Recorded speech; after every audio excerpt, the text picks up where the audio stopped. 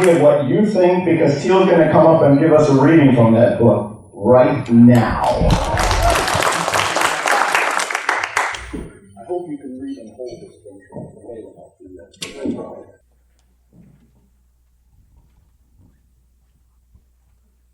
I'm actually going to be reading from the first book, Not Born of Woman.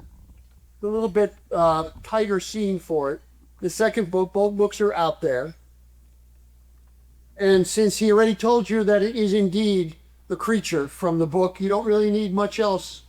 He's now a PI and he's taken on a job to recover an artifact which his client's brother used to cover a bet with a loan shark.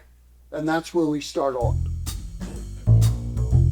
Cafe Algeria, where Tony Guido Manzetti held court, was off Mulberry Street, Little Italy. It was a storefront with several tables outside where, despite the chill weather, older Italian gentlemen sipped espresso and ate cakes while they solved the problems of the world and talked of the good old days. The old men watched me approach with hooded eyes, but were too much New Yorkers to say anything or show any surprise. Clouds of cigarette smoke rose over them, swirled with the breeze as dusk settled over the city. The old men acted as if a 7'2", dark-haired giant in a leather trench coat and gray fedora was an everyday thing. One of the things I like about New York City. A little bell over the door rang as I walked in. There was a counter across the room, half-dozen tables with customers seated at them, and a jukebox playing some Caruso record against one wall.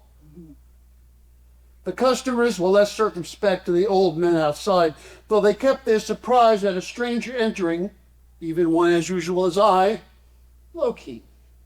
The conversation silenced, the heads turned a little bit away from me, not from fear, but from a need to be able to say, I didn't see nothing, later if things went bad. And it was the kind of place where I imagine things did go bad now and then. Two torpedoes were sitting at a table to one side, trying to look inconspicuous and failing miserably, the bulges of their holstered guns visible under their poorly tailored suits. The focus on me was undisguised and immediate. Manzetti was seated by himself at a table at one side where he had a clear view of the whole room and was pointedly near the exit door that latched on the inside. He had all his backs covered, just in case. Manzetti was physically small, a little man with a large nose and a balding head. He seemed to be struggling to grow a pencil-thin mustache in the shadow of that nose.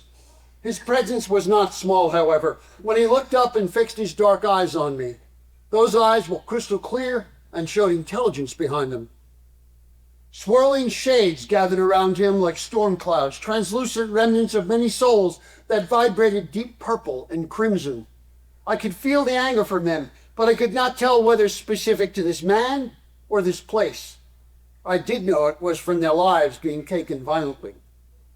Manzetti regarded me and looked to one of the seated goons with a silent command, so the guy rose and stepped up to block my way. He moved with a predator's grace. The goon was wide, though his head was barely to my collarbone. I'm here to see Mr. Manzetti about some business. He ain't here to do business with no freak, the goon said. He had stone-cold eyes and no-nonsense sneer. I will give credit to him. He was not the least bit cowed by my appearance. His mistake. I shot out a right hand, gripped his throat faster than he could grab for his gun or my arm. I lifted him off the floor with casual strength and looked down at Manzetti, even as the other torpedo jumped to his feet and drew his own pistol. The gunman could not fire at me, however, as I made sure if he shot at me, he was endangering his boss in the direct line of fire. Manzetti, unruffled, took a puff of his cigarette, regarded me with a stoic expression. After a few moments, he blew smoke out his large nose and sighed. I'm called Adam Paradise. I have money business for you, Mr. Manzetti. Do we talk? Let that boob Mickey down and try not to break him. Take a seat. But it better be worth my time. I sat Mickey down without looking back at it and sat across from the loan shark, watching the two torpedoes and the reflective surfaces of the thin walls behind Manzetti. They stood staring at me with confused expressions for a few beats before returning to their seats. The conversations of the rest of the customers went back to a normal level, but I could feel their sidelong glances. Talk, big man. A man named Nico Calderash owes you money from some gambling debts. He gave you a family heirloom as surety on that debt. I want to redeem it for him and pay his credit full. That gypsy loser, pouch. All gamblers are losers. They ought to know the house always wins. He sipped his espresso, took a long drag of his cigarette again, then grinned. It was an expression that didn't suit his face well. But Nico is a bigger loser than most. He got that monkey on his back really bad. You throw money down a hole and bail him out. He's a lost soul. No soul is truly lost. None in any case that is cared for. And Nico has those who care for him. Like you? By proxy. You got big steel ones, buddy. What makes you think I'll give you a dingus? I was aware that the two torpedoes were leaning forward on the chairs, the balls in their feet ready to attack, ready for action. You're a smart businessman, sir. I'm offering you a profit for the necklace. I will give you 10% over the value of what you're holding it for, and everyone can be happy. You think my purpose in the world is to make people happy? The most intelligent men, like the strongest, find their happiness where others would find only disaster, I quoted. It's better to bring happiness than disaster. He laughed derisively. You think your little carnival act with Mickey's impressive? You think that tough face of yours means anything to me? I don't really think I mean anything to you, but it doesn't matter if you want to do business. Cash money. Here and now, I thought it was the way you like to work. Let me tell you, tall mister, he leaned forward and stared directly into my eyes. No matter how tough your face is, there's a baseball bat built to fit. I let myself have a short laugh. So, you don't have it then. Who did you sell it to? This startled him. How? If you had it, sir, you would have tried to jack the price up over the 10%. Quite a bit, I suspect, as a matter of course.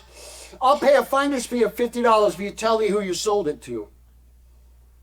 He slapped the table and everyone else in the room jumped. His torpedoes came to their feet before they realized Manzetti was laughing. Yeah, yep, balls of steel. Okay, big man, put down the money, $100. I reached near my coat slowly as not to excite the two gunmen and withdrew $100, which I set on the table. He nodded as if he confirmed his opinion of me. I sold the gypsy trinket to Otto Dorfman uptown. He runs a pawn shop at 8th Avenue in Chelsea. Maybe a couple of other businesses on the other side. Now, don't know how he knew I had it, but he came to me, offered twice what the kid owed me. I told the kid the same thing. Nico tried to get it back last night, but he didn't have the cash up front, so I had Mickey show him the door. You're a very smart businessman, Mr. Manzetti. Don't think I'm not, pal, or a soft touch. Not a mistake anyone could make, sir. Not twice, anyway. But you will owe me after this. Owe you? The vig is always something more than money, Mr. Paradise. I stood up.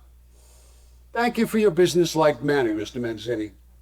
I made it to the door while keeping an eye on Mickey and his nearby partner, both of whom were staring daggers at me. Mickey walked to open the door for me with a cold smile on his lips. I'll remember you, pal.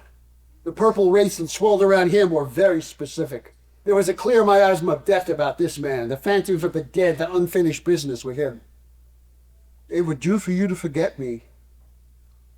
I've been known to induce nightmares. I'll bet, Frankenstein. We'll talk about it when I see you again. I almost said something harsh, but restrained myself and said simply, as you wish. Have a good day. I was aware of him staring at the departed. I was pretty sure he would have shot me in the back if it had not inconvenienced his employer to have a commotion. I did not feel entirely out of danger till I was well down the block. I really do hate it when they call me by my creator's name. I blame that Karloff guy.